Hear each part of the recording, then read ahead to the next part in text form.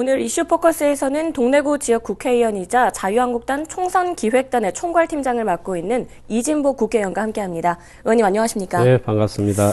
네, 총선이 어느덧 110일 앞으로 다가왔습니다. 네. 예, 지난 17일부터는 이제 예비 후보 등록도 시작이 됐고요. 이런 데 있어서 자유한국당에서는 내년 총선을 앞두고 이 공천 기준에 대해서 대대적인 변화를 예고했습니다.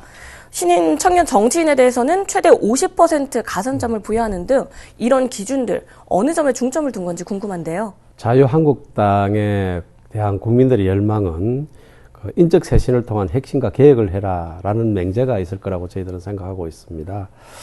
지난 총선 때 저희들이 청년에 대해서 가산점을 준 걸 보면 한 20% 정도 줬거든요. 근데 이걸 대폭 이번에는 상향을 해서 50%까지 끌어올렸고요. 네, 2배가 넘네요. 예, 여성 정치 참여 확대를 위해서도 여성 신인들과 청년들에게, 젊은 여성들에게 청년 남성들과 똑같은 비중으로 가산점을 더 주게 되어 있습니다. 특히 여성들에게는 나이를 좀 들어서도 신인이라고 할 수 있는 분들에게는 별도의 가산점 제도를 만들어서 드리기도 하고요. 그리고 우리가 좀 다양성이 좀 부족하지 않느냐라는 지적에 대해서 네. 우리 사회에 상대적 그 소외감을 가질 수밖에 없는 장애인들이나 탈북자나 네. 다문화 후보자에게도 30%의 가산점을 주는 것을 별도로 이번에 만들었습니다. 이런 것들은 자유한국당이 변화를 해야 된다라는 그런 맹제를 기다리시는 국민들에게 그런 열망에 보답하는 그런 답이 아닌가라는 생각을 저는 가지고 있습니다. 좋게 봐주셨으면 좋겠습니다. 알겠습니다. 말씀처럼 청년, 신인, 여성, 장애인 등 이런 공천 심사 시에 가점을 부여하는 것뿐만이 아니라 공천 부적격 기준에도 큰 변화가 있다고 들었습니다. 자세히 설명 좀 해주시죠. 국민과 함께하는 우리 그 핵심 공천을 모토로 하고요. 그리고 공정한 공천을 무엇보다도 해야 되겠다. 누구를 찍어내고 누구를 죽이기 위한 공천이 아닌 공정한 공천을 해야 되겠다. 그리고 이왕에 공천을 하는 것 같으면 이기는 공천을 좀 하자. 그리고 이 시대의 가장 큰 화두인 민생과 경제를 살리는 그런 공천을 해서 국민 눈높이에 맞는 그런 공천을 완성하자라는 생각을 가지고 있습니다. 근데 부적격이라 하면 네. 사실은 시대마다 조금씩 선거 때마다 조금씩 달라졌습니다. 제가 몇 번 그런 데 참여를 해서 그런 과정들을 지켜봤습니다만은 최근의 화제는 역시 조국 사태로 해제가 되는 그러면 조국적 문제 이런 것들 그럼 공천에 어떻게 반영할 것이냐 이런 이야기들이 저희들도 굉장히 많았습니다. 그 입시 비리라든지 네. 채용 비리라든지 일부러 해외에 나가서 출산을 한다든지. 네, 원정 출산이요. 네, 그리고 병력 문제라든지 이런 부분에 대해서는 누구를 막론하고 공천을 배제하기로 했다라는 것들이 있고요. 네. 또 그리고 반칙과 갑질에 대해서 많은 사람들이 이 시대를 사는 많은 사람들이 공감대를 형성하고 있어 그런 거 해서는 안 된다. 요즘 그런 부분에 대해서 사회 전반적인 분위기가 형성되어 있지 않습니까? 네. 그런 부분들에 대한 것도 제외를 했고요. 그리고 국민의 정서의 보편적 상식에 벗어나는 일들에 대해서도 엄히 좀 다스려야 되겠다. 이런 것들을 부적격 기준에 다 담았습니다. 그리고 최근에 저희들이 이제 조국 사태뿐만 아니고 국회가 지금도 아주 혼란을 겪고 있습니다만은 문희상 국회의장 같이 이렇게 자식에게 대를 물려주는 이런 좀 부당한 방법들 이런 것들에 대한 것들도 저희들은 공천에 배제를 하고요.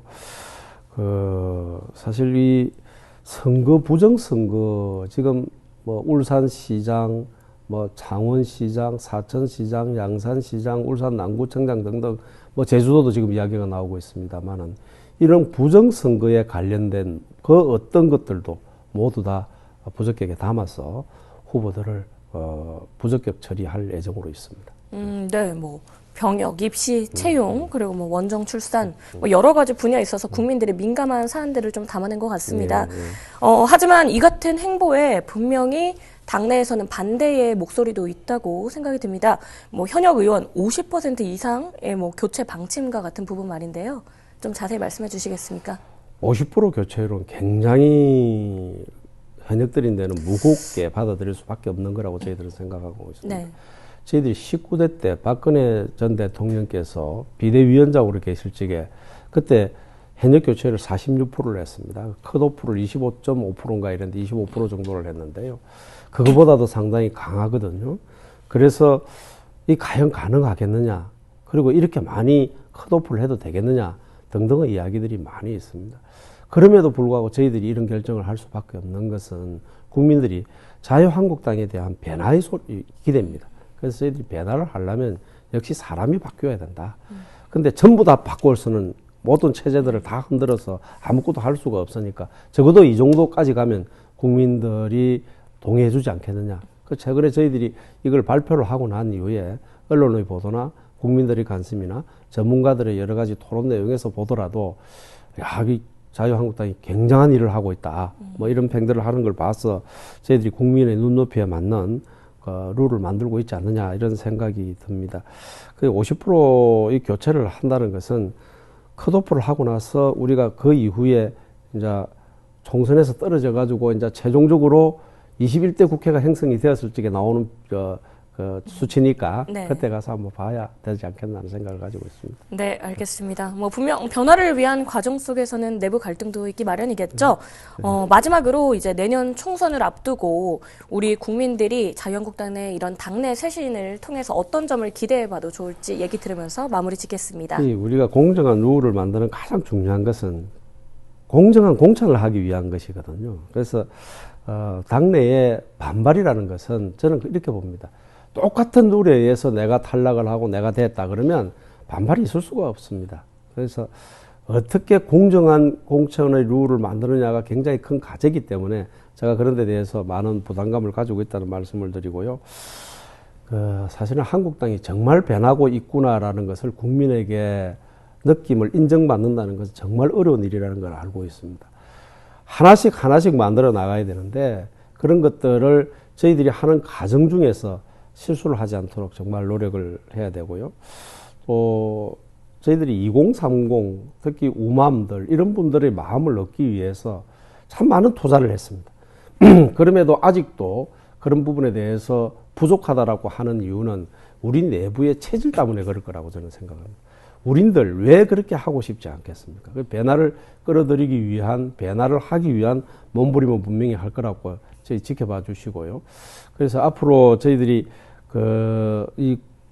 총선을 하는 과정도 그렇지만 당을 운영하는 과정에도 좀 더 많은 2030들, 우맘들을 당의 전면에 내세워서 당의 쇄신과 변화를 이끌어내는데 크게 이끌어 나갈 생각이고요. 아울러서 이제 2019년이 저물어가고 있지 않습니까?